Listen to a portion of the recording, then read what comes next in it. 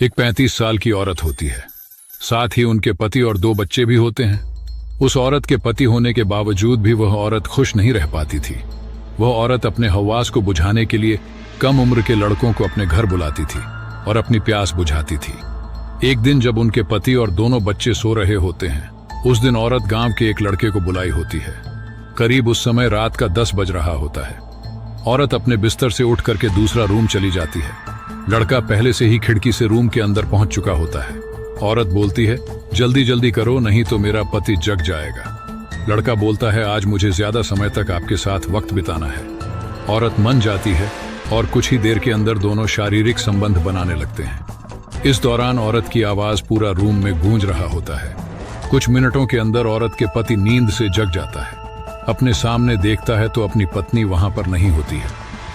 जैसा ही आवाज को सुनता है, तुरंत बिस्तर से उठकर बाहर निकल जाता है। रूम से आवाज सुनाई देने पर तुरंत रूम की ओर चला जाता है। दरवाजा बंद होता है, इसलिए वह खिड़की की ओर जाकर वहां से देखने लगता है। जैसा ही देखता है तो वहां पर दोनों संबंध बना रहे होते हैं। औरत अपने पति को देखकर डर जाती है।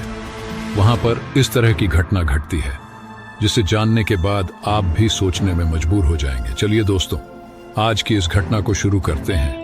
इस घटना को शुरू करने से पहले आप लोगों से अपील है कि हमारे YouTube चैनल को सब्सक्राइब जरूर करें ताकि आने वाली वीडियो आप मिस न कर पाए।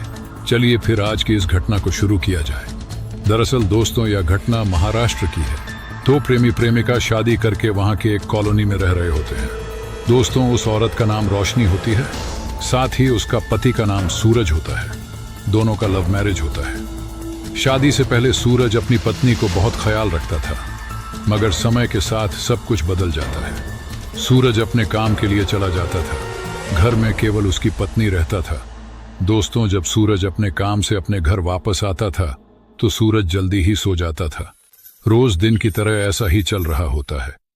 एक दिन तो सूरज जैसे ही घर पहुंचता है, रोशनी गले लगाकर अपने पति को एहसास दिलाने की कोशिश करती है, मगर सूरज बोलता है, मैं अभी थका हुआ हूं, सुबह मुझे जल्दी ही काम के लिए निकलना है।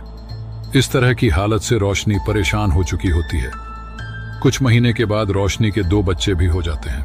देखते ही देखते काफी समय गुजर जाता है। इधर रोशनी पहले जैसे जवान होती है। एक दिन जब सूरज अपने काम के लिए गया होता है, इधर घर में रोशनी और उनके दोनों बच्चे ही होते हैं। रोशनी को उस दिन किसी काम से मार्केट जाना होता है, इसीलिए अपने घर से बगल वाले एक लड़का को बुलाती है।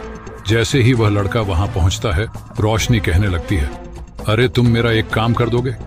लड़का बोलता है, कहो क्या काम है भाभी, मैं अभी फ्री हूं। रोशनी बोलती है, घर का कुछ सामान खत्म हो गया है, थोड़ा बाजार जाकर के ला देते। लड़का मान जाता है। लड़का सोफे में बैठा होता है। रोशनी उस लड़के के बगल में आकर बैठ जाती है और पैसा देते हुए कहने लगती है। तभी अचानक रोशनी सोचने लगती है, घर में केवल हम दोनों हैं, मैं इसका फायदा उठा लेती हूँ। तभी रोशनी दरवाजा बंद करने लगती है। दरवाजा बंद करते देख लड़का कहने लगता है, अरे भाभी आप क्या कर रहे हैं, दरवाजा बंद क्यों कर रहे हैं? तभी एकदम से रोशनी उस लड़के के साथ अश्लील हरकतें करने लगती है। रोशनी उस लड़के के हाथ को पकड़कर रूम के अंदर ले जाती है। इधर लड़का बोलते जा रहा होता है, भाभी ऐसा करना गलत होगा, मगर रोशनी उस लड़के की बात एक भी नहीं सुनती है। रोशनी आपने एक एक कपड़े उतरने लगते हैं। लड़का देखकर दंग और हैरान रह जाता है। लड़का भी अपने आप को रोक नहीं पाता है। दोस्तों, कुछ ही पलों में दोनों शारीरिक संबंध बनाने लगते हैं। कुछ मिनट के बाद रोशनी बोलने लगती है, रोज 10 बजे मेरे से मिलने आना, जो तुम चाहोगे मैं तुम्हें सब कुछ दूंगी। लड़का इस जाल में फंस चुका होता है। दोस्तों, जब भी रोशनी के पति अपने काम के लिए चले जाते थे तो इधर अपने गांव के हर दूसरे लड़के के साथ संबंध बनाया करती थी। एक दिन जब चारों सो रहे होते हैं, रोशनी अपने घर के बगल वाले लड़के को उस रात बुलाई होती है। करीब रात का 8 बज रहा होता है। वह लड़का पहले से ही रूम के अंदर में होता है। जैसा ही रोशनी के पति सो जाता है, रोशनी उठकर रूम की ओर चली जाती है। दोनों कुछ करने वाले होते हैं। उसी समय सूरज उठ करके टॉयलेट के लिए जा रहा होता है। तभी उसी रूम से थोड़ी थोड़ी बातें सुनाई दे रहा होता है। सूरज अपनी पत्नी को आवाज देता है। रोशनी और वह लड़का दोनों घबरा जाते हैं। रोशनी उस लड़के को खिड़की से बाहर भेज देती है। जैसा ही रोशनी दरवाजा खोलती है, सूरज की नजर खिड़की को चला जाता है। वह कहने लगता है, यह खिड़की खुला क्यों है? और तुम यहाँ क्या करने के लिए आई हो? तभी रोशनी अपनी बातें बनाने लगती है। अरे बिल्ली आ गई थी, मैं उसे ही भगाने का प्रयास कर रही थी। मगर सूरज बोलता है, लेकिन मुझे किसी का आवाज सुनाई दे रहा था। फिर से रोशनी बातें बनाने लगती है। अरे वह तो मेरा ही आवाज था, बिल्ली भाग नहीं रही थी इसलिए मैं बिल्ली को डांट रही थी। दोस्तों, उस रात सूरज को अपनी पत्नी के छल के बारे में पता नहीं चलता है। दूसरा दिन जब चारों सो रहे होते हैं, उस रात रोशनी उस लड़के को 10 बजे बुलाई होती है। जैसा ही इधर सूरज गहरी नींद में सो रहा होता है, रोशनी उठकर के रूम की ओर चली जाती है। कुछ ही समय के अंदर दोनों संबंध बनाने लगते हैं। इस दौरान पूरे रूम में आवाज गूंज रही होती है। कुछ ही क्षण में सूरज उठ जाता है। बिस्तर में अपनी पत्नी को न देखकर वह बाहर निकल जाता है। तभी रूम से आवाज आने लगता है तो सूरज रूम की ओर चला जाता है। रूम का दरवाजा बंद होने के चलते सूरज खिड़की की ओर से जाकर देखने लगता है। जब देखता है तो वहां पर कुछ गलत ही हो रहा होता है। जैसा ही रोशनी अपने पति को देखती है, रोशनी एकदम से डर जाती है। वहां पर जो लड़का था वह डर के मारे खिड़की से छलांग लगाकर भाग जाता है।